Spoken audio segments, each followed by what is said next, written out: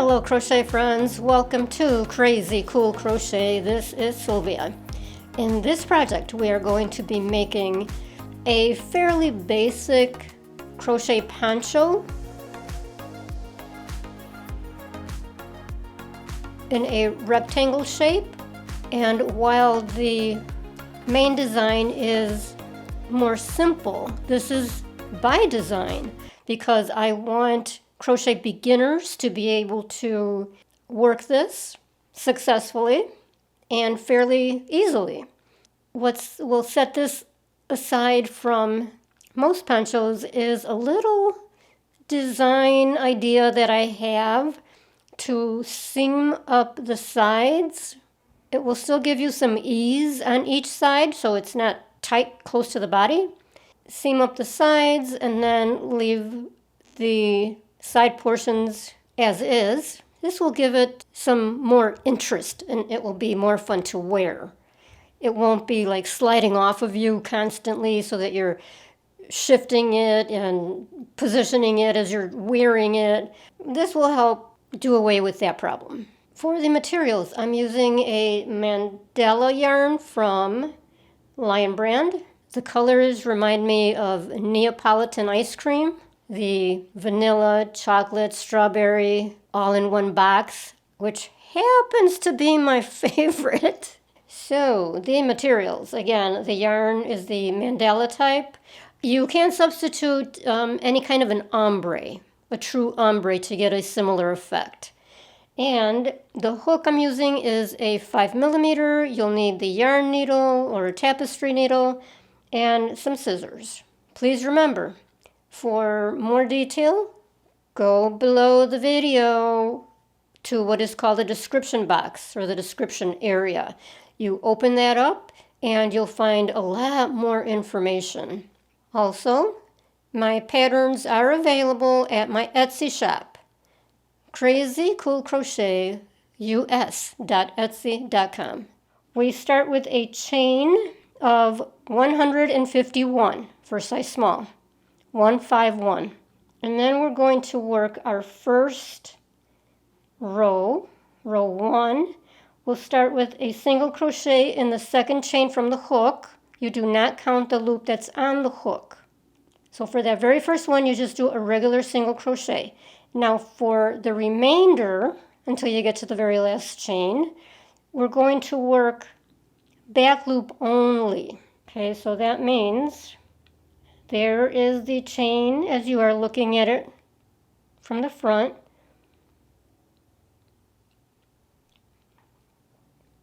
If you turn this towards you a little bit, you'll see the third loop. It's little bumps in the back. We're working into those little bumps. See right there? So you do a single crochet, worked into those little bumps in the back, the third loop. Now, if you have difficulty working that out, it's okay to go ahead and just work through the front of the chain as normal. The reason for this project I want to go in the back loop is because we are not going to add a border when we're done. This is it right here. And doing it in the back loops gives you a very finished look on the bottom. It's nicely squared off. And if you don't do that, if you work through the front, you get a very flat finish here, and it just does not look as nice. Okay, so work a single crochet in each chain, working in that back loop until you get to the very end, and then in the last chain you can work a regular single crochet. This is because the first and the last chain is usually rather difficult to work that back loop. So I'm just trying to make it a little bit easier for you. So continue that down the row of your chain. If you got to the end of that first row, congratulations, that's the worst of it. Working that back loop in this thinner number 3 yarn, it can be a pain. I know that. But it really is, I think it's necessary for this design. and you're done. You're done with the ugly part. That's it. That's the hard part. Okay, now when you finish that last single crochet, chain one and turn. And what makes it easier also is if you are crocheting with a relaxed tension. We're going to do a row of regular old easy single crochet. So in each stitch, work a single crochet. Now I like to draw attention to those chains that form at the top. As you've been crocheting, you'll see chains at the very top that have formed. So if you get confused anywhere along the lines of where you stick your hook, it goes under the chain, the two strands. Okay, so your first one goes in that very first little space.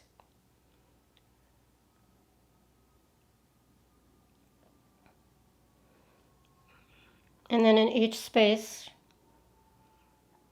or each stitch, there's your two-strand chain. The hook goes under there.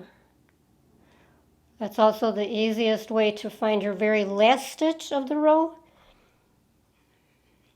because a lot of people get confused with that. And they think that when they get to the end, it's just like a little nub, but there's your two-strand chain right there. So that would be your last stitch. Okay, little tips along the way. So make sure that you watch the entire video all the way through first before working it. Single crochet in each stitch. So again, you end up with 150 stitches, 150 single crochets. At the end of row 2, chain 1 and turn. In the first stitch, or the first space, work a regular single crochet. In the next space, another single crochet, and then chain 2. Now you're going to skip 2 stitches, 1, 2, into the next one. Work a single crochet, and in the next stitch, another single crochet, chain 2. You will repeat that all across the row. So that you're working 2 single crochets, chain 2, skip 2. 2 single crochets, chain 2, skip 2.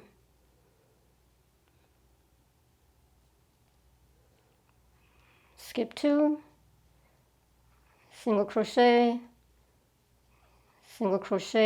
chain 2. Continue that to the end, or until you get to the last 4 stitches. We are at our last 4 stitches. 1, 2, 3, there's 4.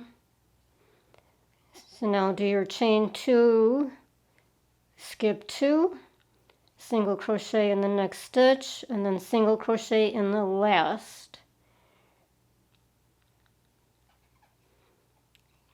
Chain 1 and turn.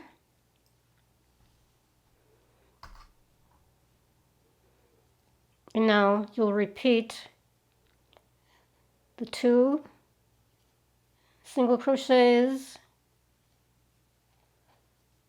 chain 2, and then go over to your next 2 single crochets. You will be entering in those larger spaces.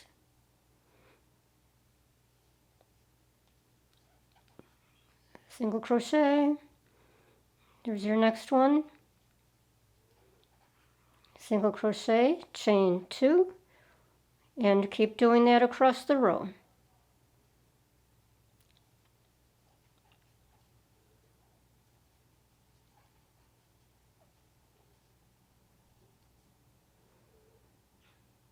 When you get to the end of the row, you'll do your chain 2, enter your single crochet in there, and then your last one in that last stitch, chain 1, turn, and then repeat. You'll work for a total of 6 of those rows. The chain 2, then go over 2 single crochets, chain 2, 2 single crochets, chain 2, You'll have a total of 6 rows. After you have completed 6 of these more open weave rows, you will chain 1 and turn. And now we need to work our 2 rows of single crochet. So you will enter 1 single crochet in each single crochet below.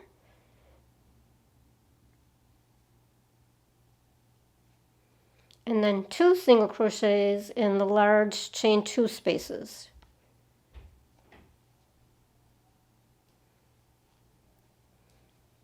Then a single crochet in each of the single crochets.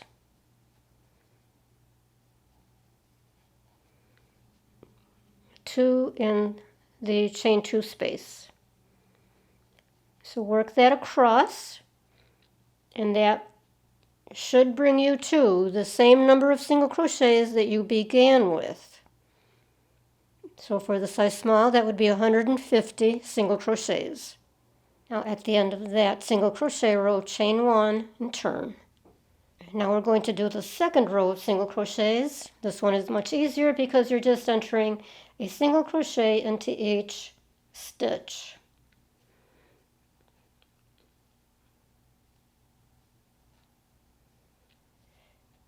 Just do that all the way across for 150 single crochets.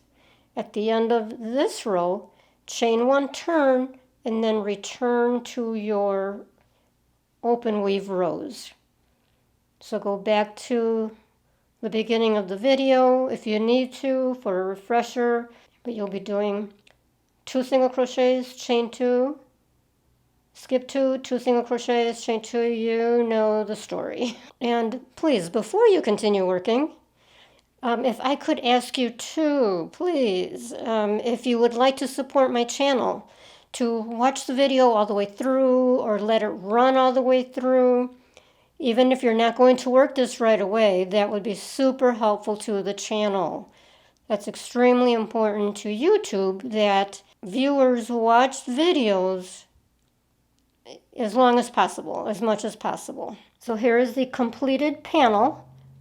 You need to make 2 identical, one for the front and one for the back. And this for me worked out to 20 inches long. So from the shoulder to roughly the top of my hips is 20 inches. And then widthwise or long ways, however you say that, is 36 inches. So you can adjust that however you want. If you need longer, keep adding rows. And I did end with the 2 single crochet rows, the same as where we started with the 2 single crochet rows. Now after you have completed 2 panels, we are going to seam the shoulders. And there's the neck opening. Before we do that, however, I want to give you not an actual row count. For this project, it's easier to count sets. Okay, so I am calling the 2 rows of single crochet and then the 6 rows of the single crochet with chains a set. 2 row single crochet, 6 rows of the open stitches, so that's a set. So for size small, we're going to make 11 of these sets. 11 sets for size small. For each size larger thereafter, complete another set of the 8 rows. So for medium, you would have 12 sets. Now for seaming the shoulder, put your panels right sides together. So right sides are touching each other. And the way you know which is the right side, this is the tail from the foundation chain. That was your first row. The tail is on the left. That makes this the right side. Right side's touching. Wrong sides are out, and that's how we're going to seam. And then what you want to do is determine the center of your panel and how wide you want your neck opening. I'm doing 9 inches here. You can change that up however you prefer, whatever's comfortable for you. And then use stitch markers to mark the beginning and the end of the neck opening. I just use contrasting pieces of yarn. Now you're going to take your yarn needle with a length of yarn, and in the cornermost stitches, insert your hook,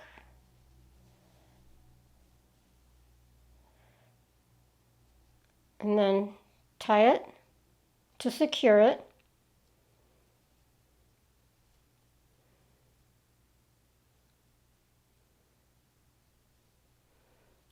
Now I'm using a whip stitch, which is just going from behind to the front, go under the 2-strand chain of each panel. There's your chains again at the top.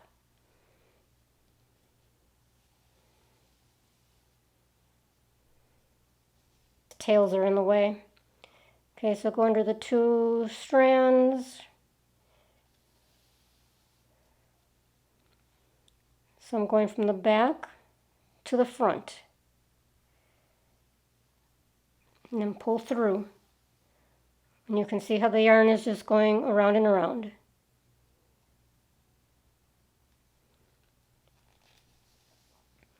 So just do that until you get to your stitch marker. And then stop, leave a little bit of a tail, bring the tail through some of these stitches at the top here, and then tie it off. And then do the other side. Now this is what is going to set this apart from any other poncho. Here is the bottom hem. The neck is up here. And now what we're going to do is seam right up here. And for me, I wanted to have some leeway so that it's not too tight on the body, the seams. As a matter of fact, it's quite roomy. So for that outcome, I measured 6.5 inches and then marked it. And then I'm going to seam going up and then stop before the armhole, or the underarm area, I should say. So that is about 13 inches. Okay, so you're just going to seam straight up and then stop and tie it off. You are not seaming across. Okay, so we are not closing off the underarm at all. You're just going straight and stop. And of course, make sure that that's a wide enough armhole opening over here. That's about 7 inches this way. Now to seam this way, of course now we turned it sideways. So the neck is over here. This is a little bit awkward. Okay, so I've got the yarn needle. You attach the yarn at the bottom, and you're going up and down this time.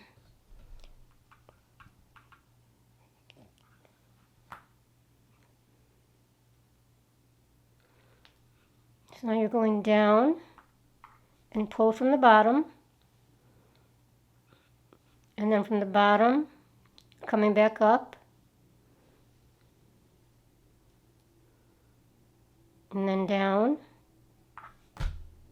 You're going through both panels, of course. That's the point.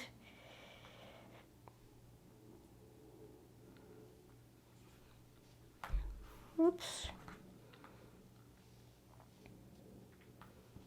So just keep working like that, up and down, until you reach your stitch marker, and then tie it off. Now when you get to where you are going to tie it off, because you're working on the right side, you need to tie it off on the inside. Okay, so just take your needle, bring it through only one panel this time. Bring it through, and then seam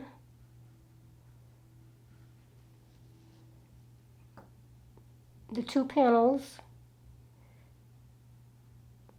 so that you can tie it off on the inside. I wanted to try something a little bit different, and once you put this on, with those seams in the front there. It's actually pretty cool, as you can see from the photos.